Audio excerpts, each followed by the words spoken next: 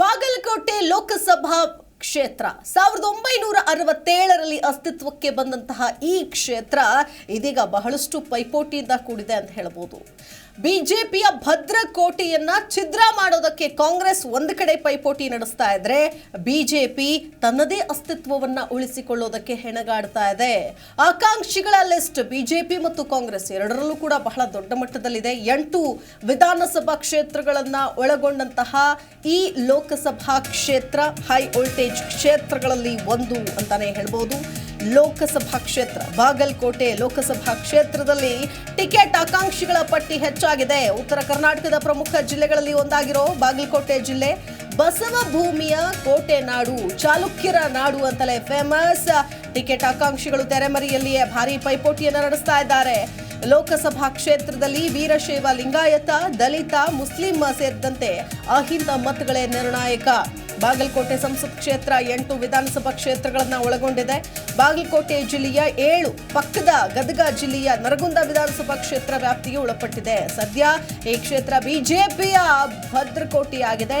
ಈ ಭದ್ರಕೋಟೆಯನ್ನ ಛಿದ್ರ ಮಾಡಲು ಕಾಂಗ್ರೆಸ್ ಪಕ್ಷ ರಣತಂತ್ರವನ್ನ ಹೆಣಿತಾ ಇದೆ.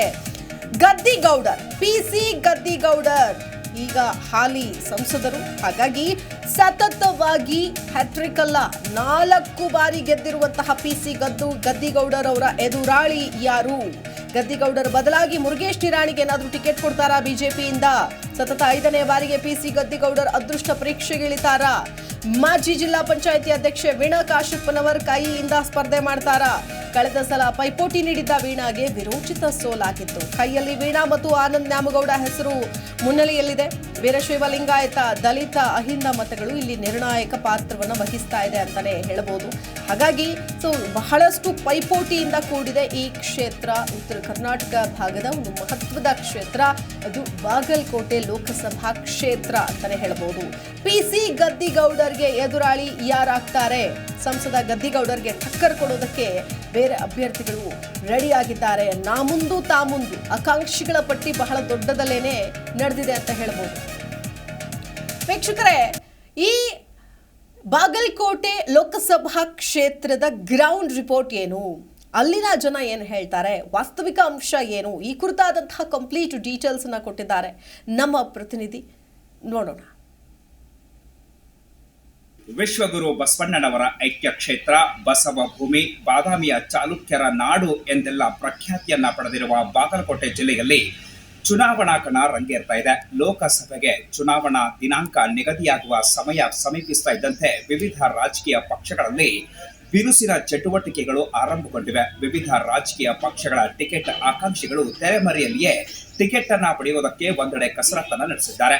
ಇನ್ನು ಬಾಗಲಕೋಟೆ ಜಿಲ್ಲೆ 8 ವಿಧಾನಸಭಾ ಕ್ಷೇತ್ರಗಳನ್ನ ಒಳಗೊಂಡಂತೆ ಒಂದು ಲೋಕಸಭೆಯನ್ನ ಒಳಗೊಂಡು ತಯಾರಾಗಿರುವಂತದ್ದು. ಅಂದ್ರೆ ಈ ಲೋಕಸಭೆ 8 ವಿಧಾನಸಭಾ ಕ್ಷೇತ್ರಗಳನ್ನ ಒಳಗೊಂಡಿದೆ. ಕಳೆದ 4 ಅವಧಿಗಳಿಂದಲೂ ಕೂಡ ಬಿಜೆಪಿಯ ಭದ್ರಕೋಟೆಯಾಗಿರುವಂತಹ ಬಾಗಲಕೋಟೆ ಜಿಲ್ಲೆಯ ಈ ಬಿಜೆಪಿ ಭದ್ರಕೋಟೆಯನ್ನ ಛಿದ್ರ ಮಾಡುವುದಕ್ಕೆ ಕಾಂಗ್ರೆಸ್ ಕೂಡ ರಣತಂತ್ರವನ್ನ ಹೆಣೆಯುತ್ತಿದೆ.